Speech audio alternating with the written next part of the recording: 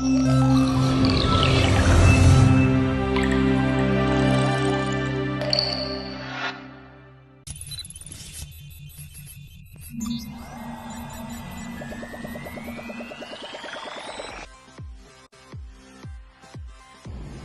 saya Siti Aisyah binti Hisham bernombor matriks 2021-454-814. Nama saya Nur Nabila Husin binti Zakir Husin, nombor matriks 2021-83-9938. Nama saya Azmi Nurul Natasha binti Azman, nombor matriks 2021-458-944. Nama saya Akilah Ayuni binti Muhammad, nombor matriks 2021-477-312. Nama saya Nur Syakilah Jasmine binti Jafridin, nombor matriks 2021-816-774.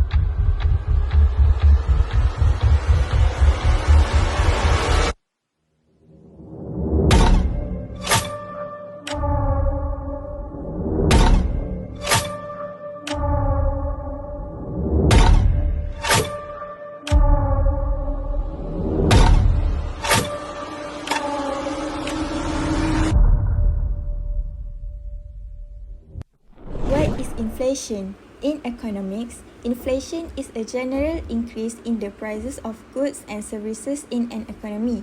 When the general price level rises, each unit of the currency buys fewer goods and services. Consequently, inflation corresponds to a reduction in the purchasing power of money. The recent rise in consumer price inflation in New Zealand has been mostly driven by global disruption, which is COVID-19, which has led to severe price rises for essential commodities and a wide range of imported products and services.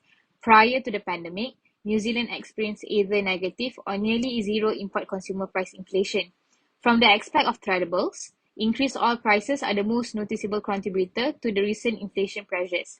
Inflation is expected to return to its target in mid-2025. The coronavirus increased demand for consumer products and slowed down economic activity in some areas of China in early of January 2020, causing inflation to reach its highest point in more than 8 years. According to CEIC data, China's consumer price index increased 5.4% in January after increasing 4.5% in December. Prices have increased as a result of the coronavirus outbreak, which has caused temporary closure of several factories and limitations on domestic travel in a large portion of the nation. Unemployment is one of the indicators of a country's economic status and is typically measured by the unemployment rate. The term unemployment is frequently misunderstood. It includes people who are waiting to return to work after being discharged, but it excludes people who have stopped looking for work in the last 4 weeks for a variety of reasons, including leaving work to pursue higher education, retirement, disability, and personal issues. There are 4 types of unemployment. First, demand deficient. Second, frictional. Third, structural. And the last one, voluntary. Demand deficit unemployment is the most common cause of unemployment during a recession. The second one, frictional unemployment, refers to workers who are between jobs. The third one, structural unemployment, occurs when a worker's skill set does not match the skills demanded by the jobs available. And the last one, voluntary unemployment, occurs when an employee decides to leave a job because it is no longer financially sustainable. The World Bank reports that New Zealand's unemployment rate increased from 4% in July 2020 to 5.3% in September 2020 as a result of the coronavirus pandemic's severe effects on the labour market, which caused the number of unemployed people to rise by a record 37,000 to reach 151,000 in the September 2020 quarter.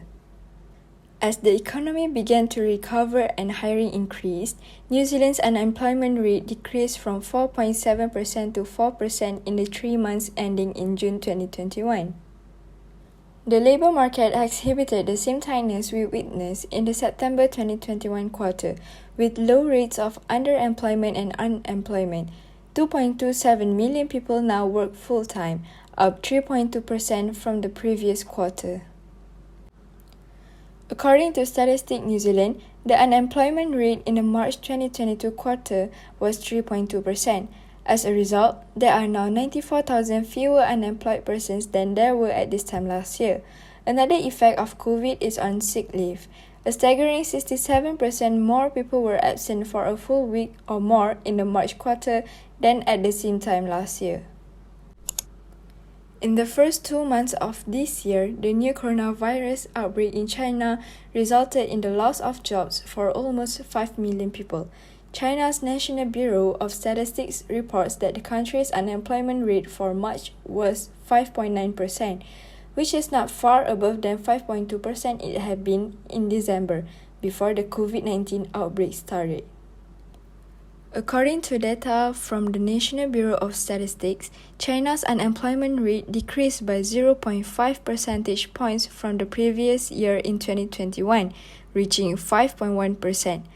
A total of 12.69 million new urban employment were produced in the course of the year, a rise of 830,000 from 2020. The general employment situation improved as a result of increased employment in several industries, such as wholesale and retail. The unemployment crisis of 2022, however, might be the greatest to hit the country since the People's Republic was established in 1949. Surveys indicate that the national unemployment rate is approaching levels not seen since the global trade meltdown in 2008. The lowest percentage ever reported in a study of 165,000 small and medium-sized businesses found that respondents only had enough cash flow to survive for 2.4 months. The situation has worsened as a result of poorly timed regulatory crackdowns on the technology, education and real estate industries, many of which are important jobs. So now, let's compare the unemployment and inflation rate for the year of 2020 and 2021. In the second quarter of 2020, the unemployment rate in the New Zealand was at approximately 4.55%, but in the third quarter of 2021, the unemployment rate fell to 3.4%, which is the lowest rate since 2017. While for China, the available data indicates that China's unemployment rate has remained relatively constant over the past few years before 2022, hovering around 4%. China unemployment rate for 2020 was 5%, a 0.4% increase from 2019. The year leading up to the fourth quarter of 2021, inflation soared to 5.9%, well above the Reserve Bank's 1 to 3% target range, and core inflation measures rose above the upper limit of the target range. As for China, the inflation rate of the first quarter year 2020 is 5.4% and decreased to 2.1%, while for 2021, it increased by 1.3% and decreased by 0.7% on September 2021. On the October 2021, the inflation rate rise and sink until the end of the year by 1.5%. The New Zealand government anticipates running large financial deficits through 2024. The government announced its borrowing plans will increase by 26 billion New Zealand dollars over 4 years to 90 billion. According to the Finance Minister, 1.05 billion New Zealand dollars has been set aside to help offset rising living expenses driven by high inflation.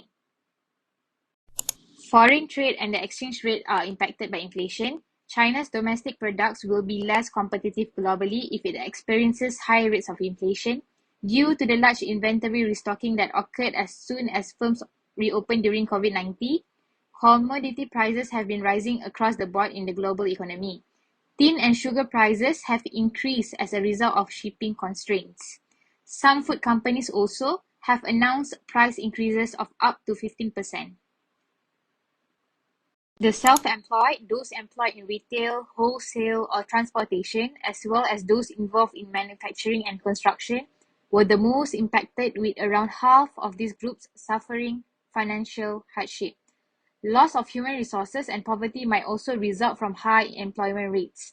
If human resources are not utilized wisely, the country's economic growth will decrease. Even though the unemployment rate is increasing, the number of unemployed people receiving benefits remain unchanged. Many of those who do obtain unemployment benefits also are unable to pay their rent, since the amount of their monthly checks is below the minimum wage. Millions of people have also been working without a contract, which prevent them from accessing unemployment insurance. In order to overcome the macroeconomic problems such as inflation and employment, New Zealand has few types of features for inflation targeting. Firstly, an institutional structure that articulates respective roles, for instance, the central bank and the government.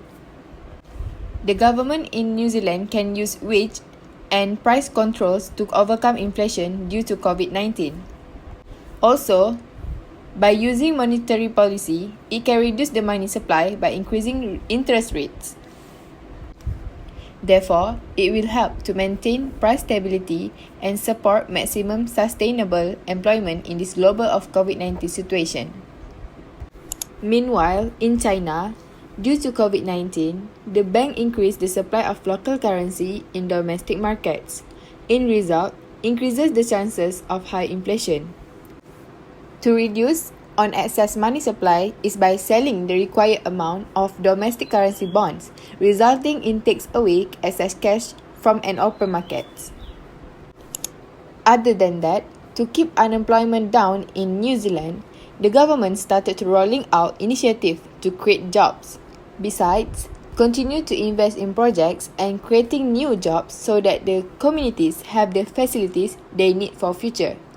Hence, investing in vital part to keep New Zealand moving as it rebuilds together in this COVID-19 outbreak crisis. Meanwhile, in China, to overcome the unemployment due to this pandemic, central government should nationalize payroll. To subsidize payroll, central government should directly create a public jobs.